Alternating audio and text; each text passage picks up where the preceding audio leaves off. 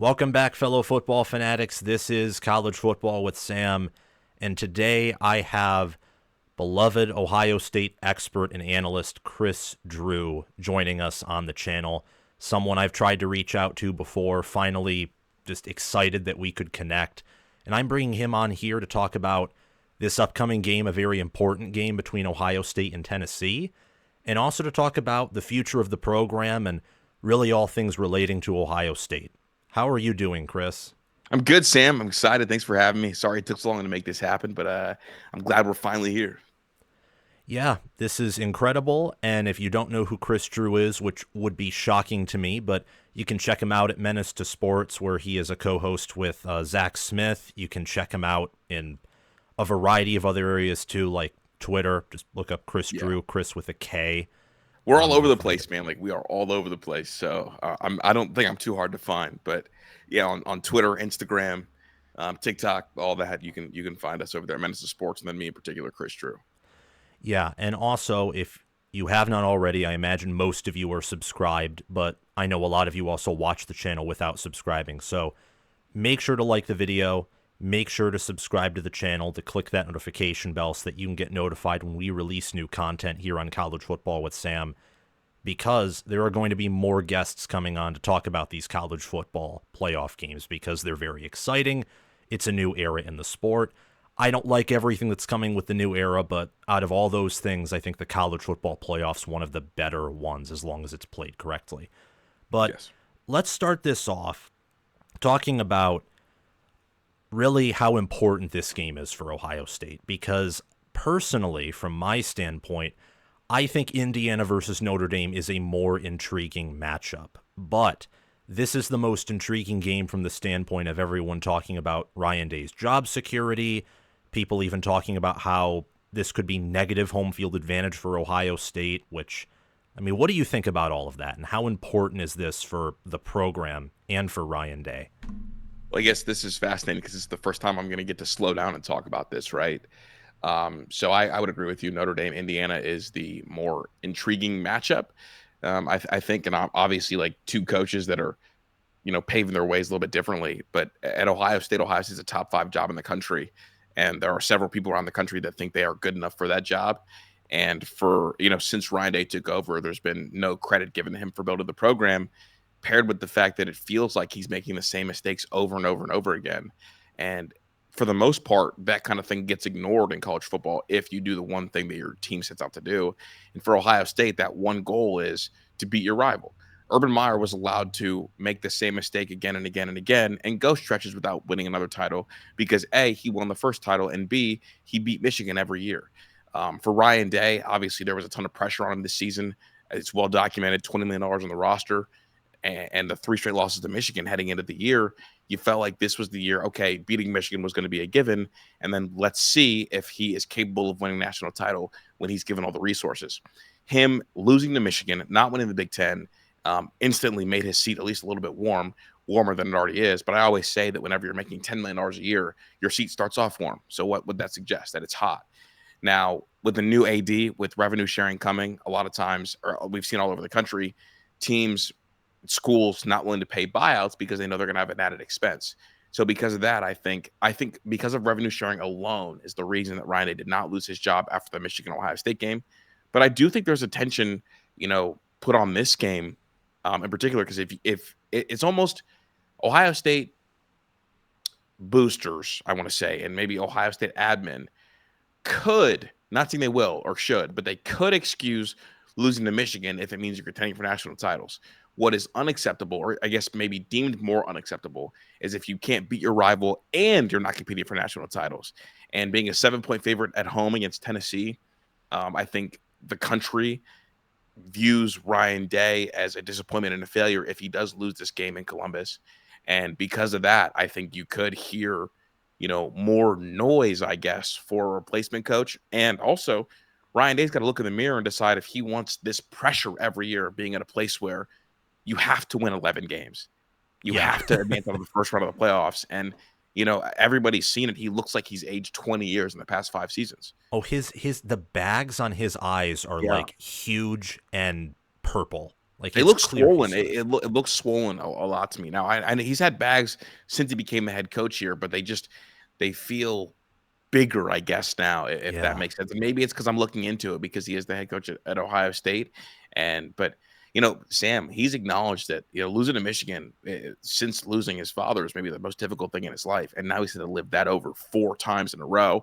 At some point, he's going to look in the mirror and decide, do I still even want to be the head coach at Ohio State?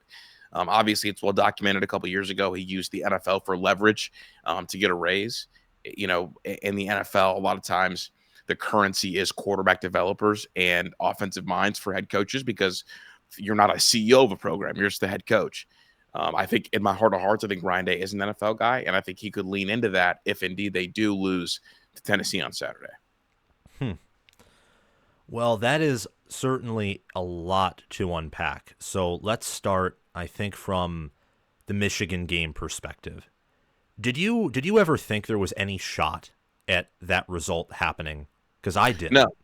no, I didn't at all. In fact, I went live for the game. I had a couple friends over, and we were doing a watch party. And before the game started, I looked at one of my friends and I said, just winning's not enough. This has to be a 3 or 4 score game. I mean, Vegas had Ohio State as a 20-point favorite.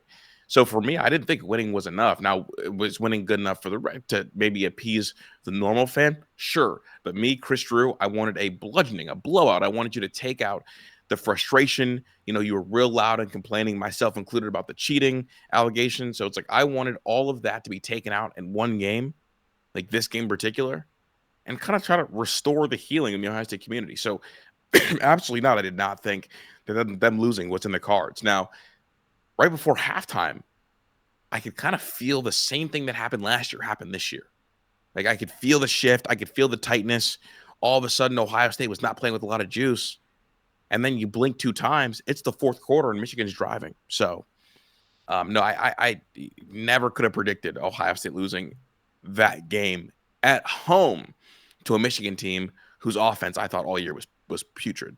Yeah, Michigan, I described it in a way that the only way they were going to win was some type of divine intervention in my previews. And then the team is really built like a service academy with no mobile QB Right. offensively. Like all they can do is run the football.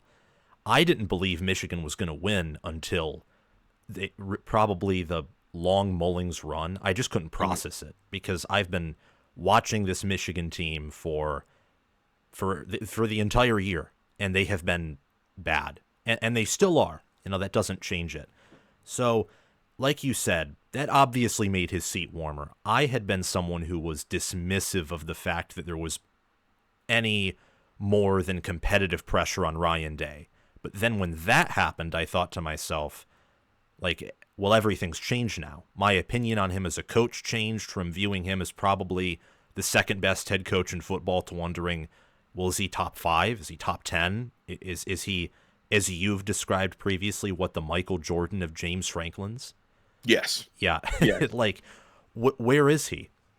Well, And that game for me changed. Not to cut you off, Sam, but that game for me changed how I view Ryan Day as well. I went from believing he was one of the young, up and coming, hot coaches that was knocking on the door at a potential Kirby Smart like level up and run, to now I sit here whenever I tell people Ryan Day is a offensive coordinator cosplaying as a head coach. you think he's Lincoln Riley? I do. I think he's the Michael Jordan of Lincoln Riley's maybe instead of the Michael Jordan of James Franklin's. So Yeah, I don't know if I'm quite there yet, but that kind of shook my opinion to the core on him, especially with, all that's happening ever since then with Ohio State, the rumors, the fact that, it looks like in the portal, I don't know if I'm reading too much into it, but I tweeted out, does any offensive lineman want to transfer into OSU when it's pretty much a given that Fry's going to be fired at the end of the year? And that maybe there are changes like even higher than that, like with Kelly or with Day himself, depending on what happens. for me, I'm maybe reading a little bit deeper. I got the tinfoil hat on at this point, and I've been trying to ask around to Wow. figure out. But I feel like not just offensive lineman wise, but like whole portal wise, it feels like there's negative momentum. And when I when I when I say that out loud, It's like the polar opposite of what Ohio State went through last year with portal momentum, Yeah, right? everyone Like, wanted to come. the boosters, and why do people want to come? Because the money's there. The boosters pony up. If the boosters' response to losing to Michigan for a fourth straight time is, okay, we're going to squeeze the funds then. Because if he can't beat Michigan with a $20 million roster, I'm not going to pony up again because I don't believe in this guy. And that's almost the boosters' power they have over programs. Like, if I'm not going to spend money and raise money for your NIL if I don't believe in you as the coach. And while administration may feel like, okay, like Ryan Day's good, we can't handle the buyout. The boosters, on the other hand, have no obligation to give this man money. No, And they if don't. that's what forces him to go to the league, then maybe that's their goal at the end of this. So you think maybe if they don't want to fire him outright with the buyout he has, maybe they squeeze him out is kind of Yeah, what you're saying. squeeze him out. Like, look, you can be the head coach here, but you're not getting as much support from us as you would have liked. And if that bothers you, go to the league, forego your buyout because there's a long list of coaches who want to come coach at Ohio State. Yeah. I mean, it's probably the best job north of the Mason-Dixon line. I mean, I would Oregon. say so. I would say so. I know Oregon has a ton of resources, and now Michigan's opening up NIL-wise, but Ohio State, from a program standpoint, has been the most consistent since the end of World War II, and potentially the best when you tie that in. Correct. I agree. So that's perfect because it segues into, talking about the Tennessee game and our prediction, specifically your prediction. That's why we brought you on. And also who you would want to come coach at Ohio State. So 2 questions. Can this game ignite any juice, or do you think that would require, let's say, a win over Oregon in the Rose Bowl? Like, okay, we beat the number 1 team. We're in the semifinals, and from there, let's just see what happens. And also, what would be your big board for the Ohio State coaching job? Like, who would you want? So the first question, I think that a win over Tennessee provides at least a little bit of juice because a lot of people in the Ohio State fan base, there's such a negative taste in the mouth after the last time they saw their team play. What was that loss against Michigan? I think Ohio State fans want to see Ryan Day, the bowl season version of Ryan Day, and not the one that was the Missouri Ryan Day. They want to see the Georgia version, the Clemson version, the version that comes out and opens the offense up. Because a lot of people feel like in that Michigan game, the offense was closed entirely. Like Ryan Day played too tight. It was ridiculous. It was insane to watch them run the ball into 2 first-round defensive tackles for an entire game. It was wild. So I think a win over Tennessee, if the offense looks electric, could provide some juice and kind of some belief. But I think obviously the big one is the win over Oregon. Like, if you want to get the program back on track, if you want the fan base feeling the way that they should be or they could be, if you want them feeling really good, you need to really play well against Oregon and don't let them beat you twice. What would give you juice for the program? Winning it all? Is that it? Or maybe just reaching the semifinal? I think beating Oregon would give me a lot of juice. Beating Oregon would give me a lot of juice and a lot of belief because I think Dan Lanning right now is the best young coach in the sport, and what he's done has been exceptional in a 2-year turnaround, 3-year turnaround, and they've looked like a dominant force here. So I think Ryan Day beating him would signal to me, okay, it's just the Michigan problem. I can handle it's just the Michigan problem. What I can't handle is every time we play a team with equal talent, we lose. Yeah, that makes sense. I think Oregon right now is far and away the best team in the country. If you can beat them, especially, traveling out kind of their way in the Rose Bowl, that's more their territory than OSU's, you can beat anyone. Yep, and that's what I think Ryan Day needs. Now, big board wise, if I was going to make a list, my number one A1A would be Mike Vrabel, who it sounds like he floated to Dan Orlovsky today, who talked about on Pat McAfee that he'd be interested in the Ohio State job, which I found was kind of a groundbreaking report from Dan actually. Number 2 would be Dan Lanning. I would offer him $14 million a year and make him say no and make Phil Knight give him a raise. Obviously, those who listen to me and follow me closely know that since Dan Lanning got to Oregon, I've called him young Urban Meyer, and I miss the Urban Meyer juice that we used to have. Number 3, this may surprise a couple people, but I'm a firm believer that Marcus Freeman is on the right track to be a really good head coach. Right now, he's shown me the peaks and the highs of highs, and after losing to Northern Illinois, a lot of times we would see Notre Dame in the past under Marcus Freeman fall apart. They tightened up, scored 70 the next week, and they've been a really good football team since then. And honestly, right now, I don't know if you saw, but the Vegas hypothetical lines would have them as a favorite over Georgia if they win round one. Yeah, I mean, FPI has them as the most efficient team in the country, and what that Right. signals is, if not for Texas having five-star talent in more places, Notre Dame would be one in FPI if you like removed all the priors, which to me is insane. I mean, it's possible, but I would have never pictured that happening in the preseason.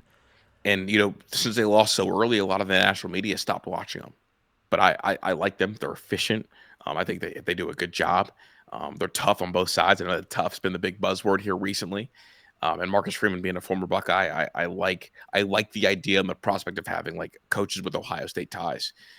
So that would be my initial three. Other than that, if you're going to go coordinator again, I like Zach Robinson. That's the OC for the Falcons.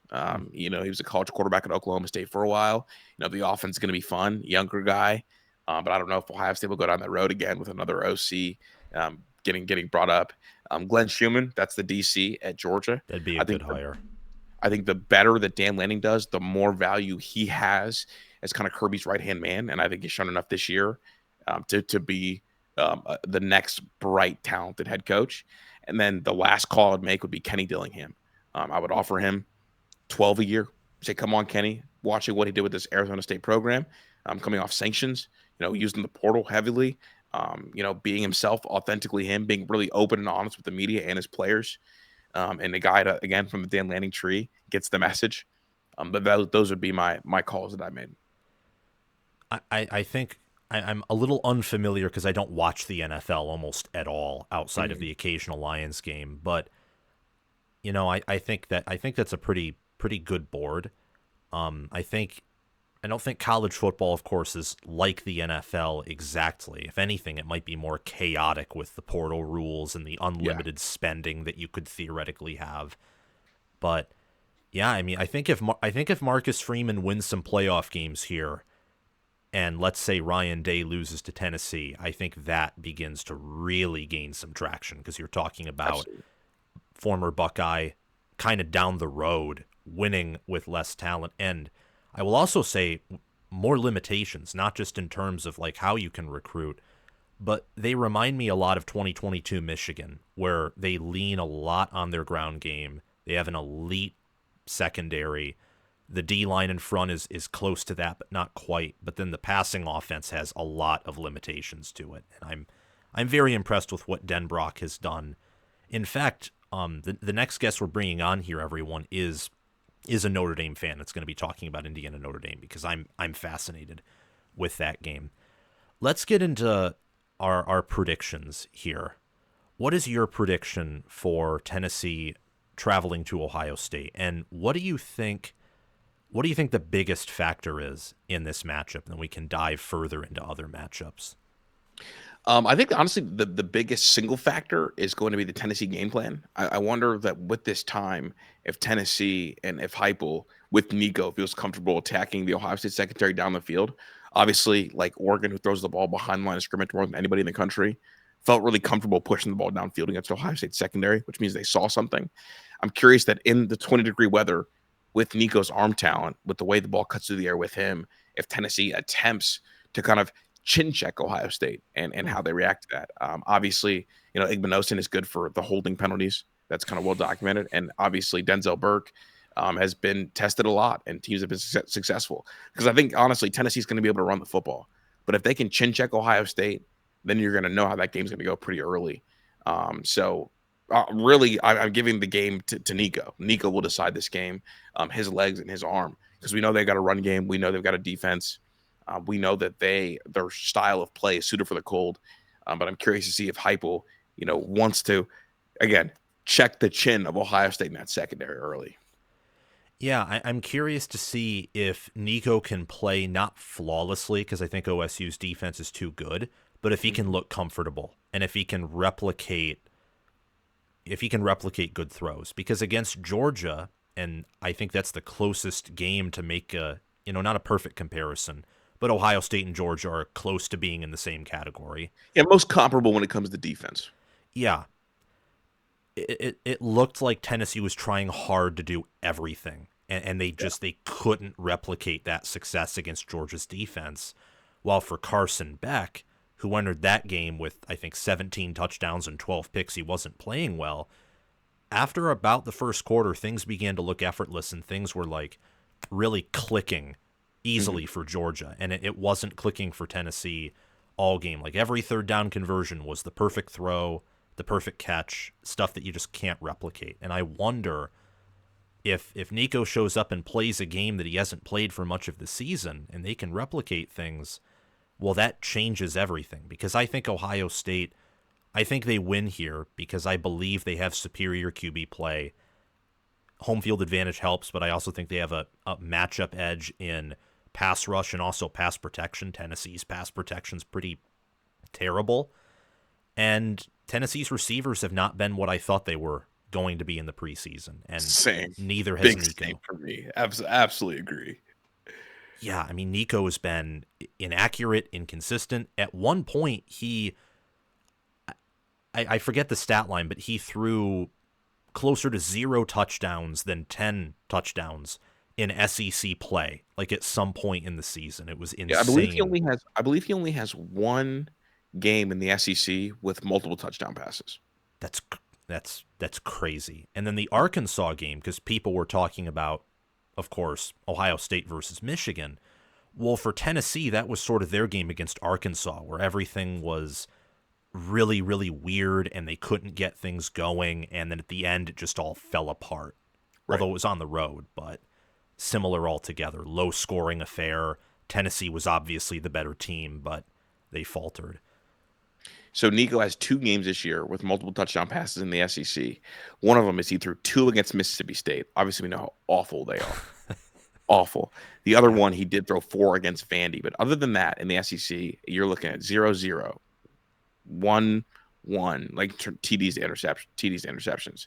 1-1, 0-0, 1-0, 1-0. So a lot of these 1 touchdown games. And, Heupel said something to him during the Oklahoma game, and it felt like they kind of picked their foot up off the gas, but turns out there was just no gas to press on.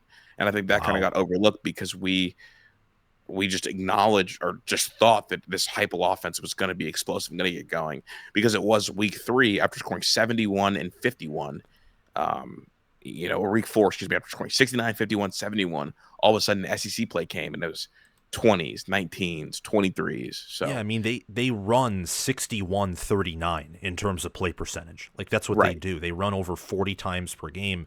Their rushing offense is deadly because they lean on you. They don't get like 75-yard runs. They just they push you and they force the issue, and it's something you'll just have to deal with. And it's also a way to keep Nico from having to carry them in a game because that's not a good strategy.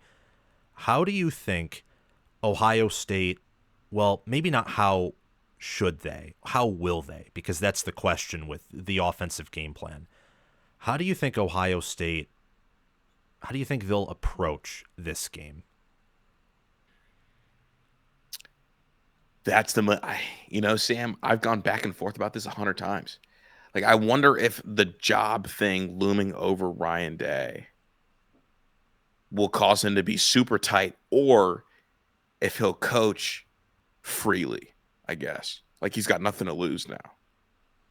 So I honestly, Sam, I don't know, because I'd be shocked if we saw the same game plan against Michigan, but I don't think this offense or this quarterback wants to throw the ball deep, and I think Ryan Day doesn't want to throw the ball deep. So I'm expecting a low scoring game. I'm expecting like 20-14 in that range. Yeah, I think if that's the case, that's unfortunate because I don't think Tennessee can win in a game where one side scores 30, unless maybe Tennessee gets a bunch of turnovers and is the one to score 30 points. If it's a low scoring, bludgeoning match and it's just wrestling in the mud, that gives Tennessee your chance, or their chance rather. I'm picking Ohio State 31-17, the exact score of the Georgia game for Tennessee. I think that, I don't know if I'll say Ohio State's going to be aggressive or do exactly what they should do, because I do think they want to run the football, but the reality is I think they have more alien players than Tennessee does. I think they're deeper in a lot of areas. And that pass rush advantage is huge. I mean, Tennessee, I think, has the best player on the D line in James Pierce Jr., Right. but Knowles has done a wonderful job using the linebackers to help the D line get pressure on his blitz packages. And Tennessee's tackles stink. Mhm. So, pardon my dog. So, You're okay, Sam. what's your score prediction for this? Like 2014 OSU? 20-14. Yeah, or let's go 2013. I think is a more achievable number. Yeah. What do you think about Jaden Fielding? Because I know 20-13 is 2 field goals. Yeah. And I'm hoping my boy figures it out. I don't know if I've probably said this on the show, but I went to the practice and he came up to me and dapped me up and said that he listens to the show every day. And so I had that moment and I lost the ability to be able to cover him clearly. But he's been so bad this year. But I do wonder again, is it a Michigan problem or is it a him problem? Because we did see him, kick pretty effectively this year, with exception to that game. yeah, against Penn State, he was pretty accurate. Yes, correct. Yeah, I really, for now, I'm tabling this as a Michigan problem thing. Because in every game against Michigan, except for, I would say, last year, I think Day has called pretty bad games. And I think last year Michigan was just that good to where, okay, you called a good game, but you should have fixed these things earlier, because now calling a good game isn't enough against this team. Right, and you try to calm a court out there. So Exactly. It doesn't have any legs behind an offensive line that's just a little too suspect. patchwork. Yeah, it was Patrick O'Line at that point. You're absolutely right. Yeah, so we've given our predictions here. Just a little bit early thoughts on Oregon and the Rose Bowl, or do you think it's too early for that? I'm maybe a little too early for that for me, but I would like to come back though if Ohio State does beat Tennessee. I mean, I think I need to see how Ohio State looks in this game because right now the only thing I'm thinking about is how putrid the offense looked against Michigan.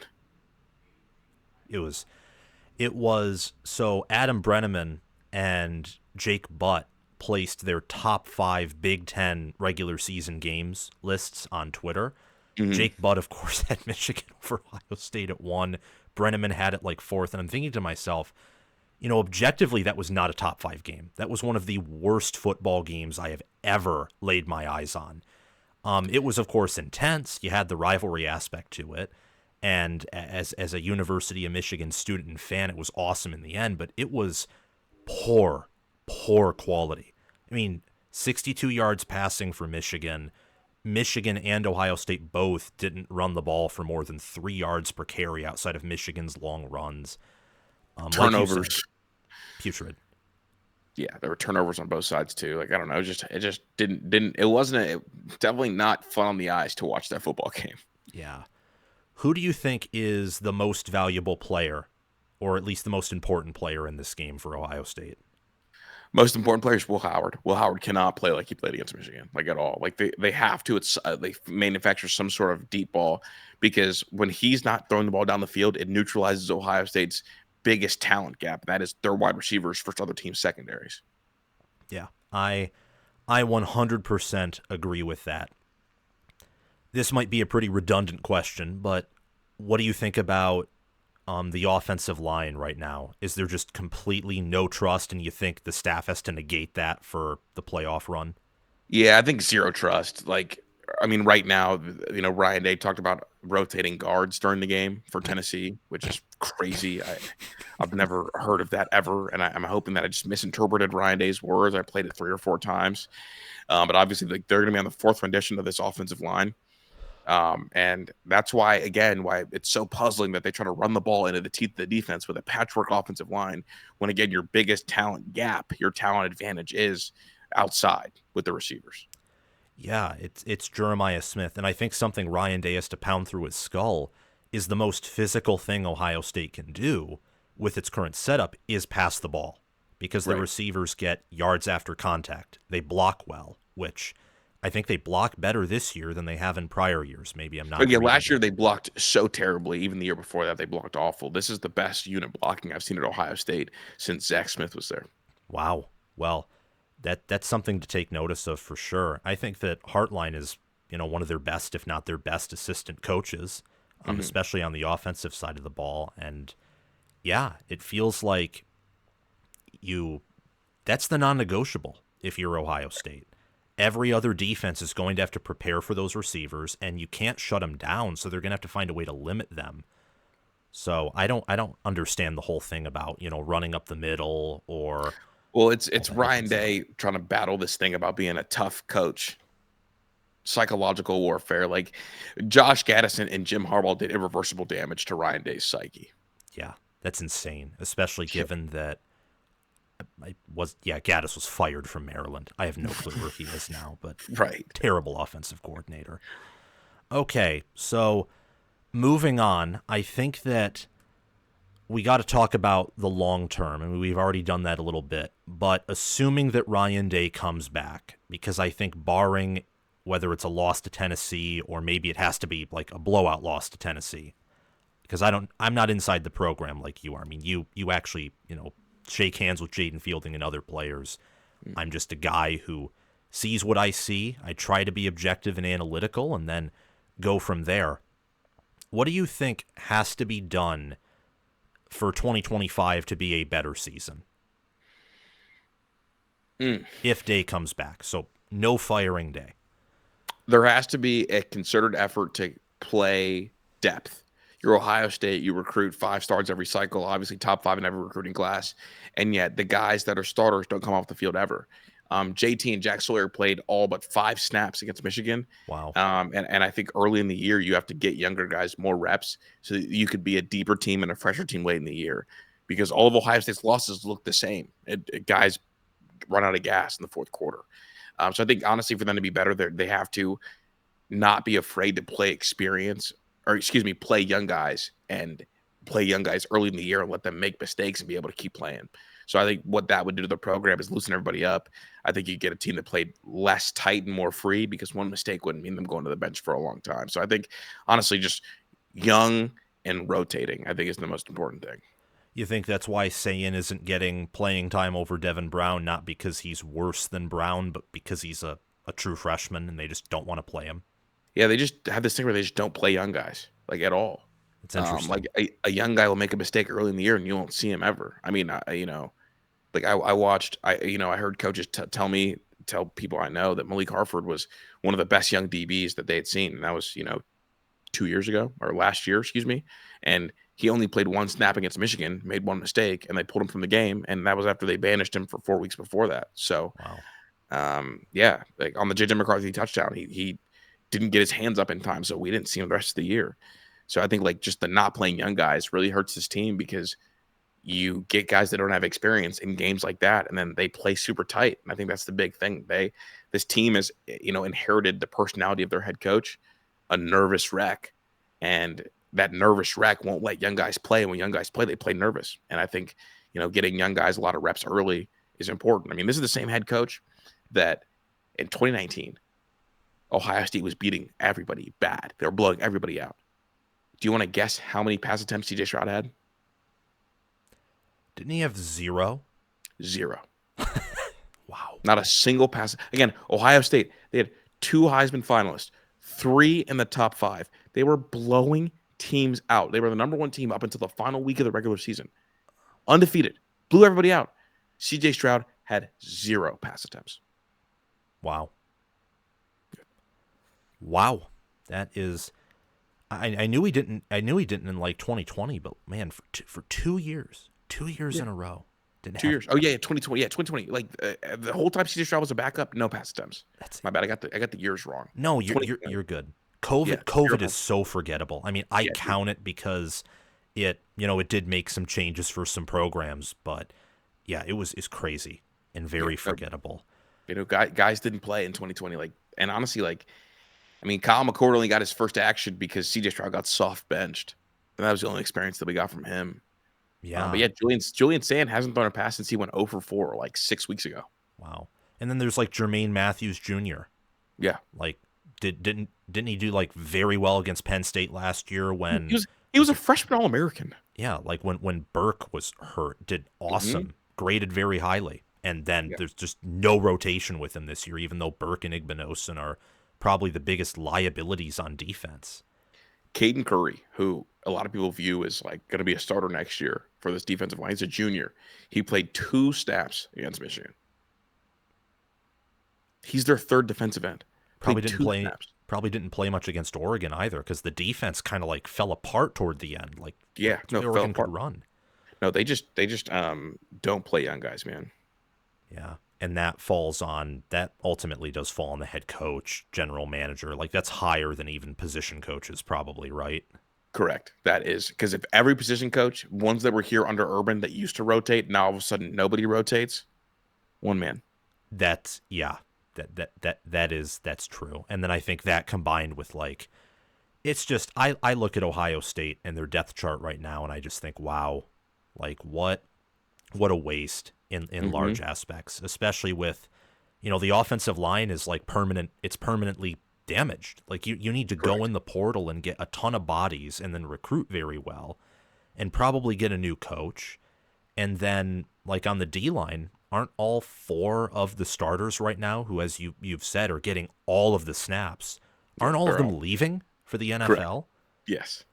Yeah, I mean, I'm on the point where, if they bring Day back, you need to invest and get new coaches. But like you said earlier, will they? Like, if he can't beat 7-5 Michigan, or if he can't get out of the first round of the playoffs, I mean, I can't defend that anymore. I think they're going to squeeze him, man. This is the most honest convo I've ever had about my head coach. Well, that's good, because again, I'm not an insider. I mean, I thought that Harbaugh and McCarthy were going to come back after 2023. Didn't happen. Nope. Right. So, yeah. You think there's anything else you want to touch on? I think we're pretty good here. I think that's perfect. I feel like we touched on everything, dude. That was awesome. Yeah, we went through everything. Okay, guys. Well, thank you for watching this episode of College Football with Sam. Make sure, again, to like, subscribe, hit the notification bell. Check out Kris Drew on Twitter and also Menace to Sports. And maybe we'll be back soon. Yes, Another hopefully. collaboration. Okay, sweet. That sounds really good. Well, I'll see you guys very soon. I guess go Buckeyes. A little bit of an awkward ending there, but that's okay. Let's go.